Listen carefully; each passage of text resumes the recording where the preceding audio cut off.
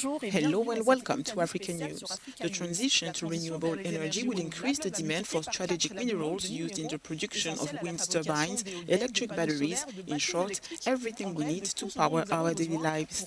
The majority of these minerals are found in Africa, so how can we ensure a fair and inclusive energy transition?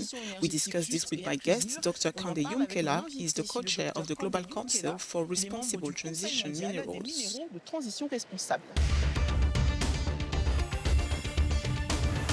My first question is, how can we move away from that extraction model that has been keeping countries in Africa in a state of poverty and dependency to other nations?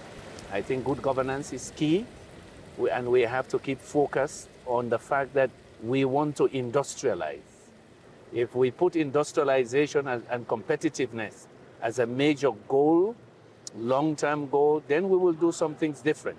We will ensure that we power our economies, meaning we'll invest in energy infrastructure.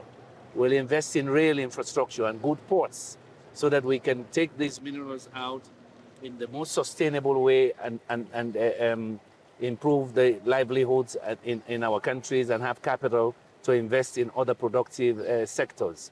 We have to have better deals with even the mining companies that are coming in. We need to inform our people what God has given them under the soil, why it should benefit the communities. What we do with the resources matters too. So there's responsibility on our side. We're trying to look at a fairer, more transparent global trading system of these minerals, but also there's a lot of homework we have to do ourselves because we own those resources. I love the fact that you spoke about how it can benefit the population. I want to raise the topic of people that are actually working in the mines. There are many voices that denounce the condition under which they are working, or even some voices are talking about violations of human rights. How can we make sure that we include these workers in that fair transition? Holding ourselves responsible for allowing those things to happen, even though the regulations are there, we have to enforce them.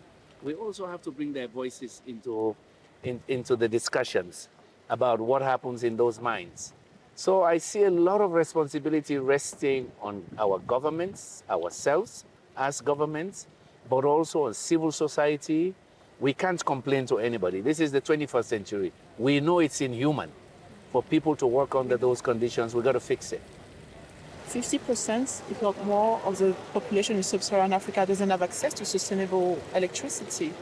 Don't you believe that Africa as a continent should be given a fair chance at industrialization before that, what we call leapfrogging to green energy? Yeah, we need access to electricity.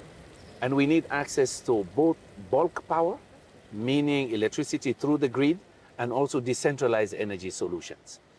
I say that because some NGOs say, oh, we need to just do community-based energy solutions. No, we need both.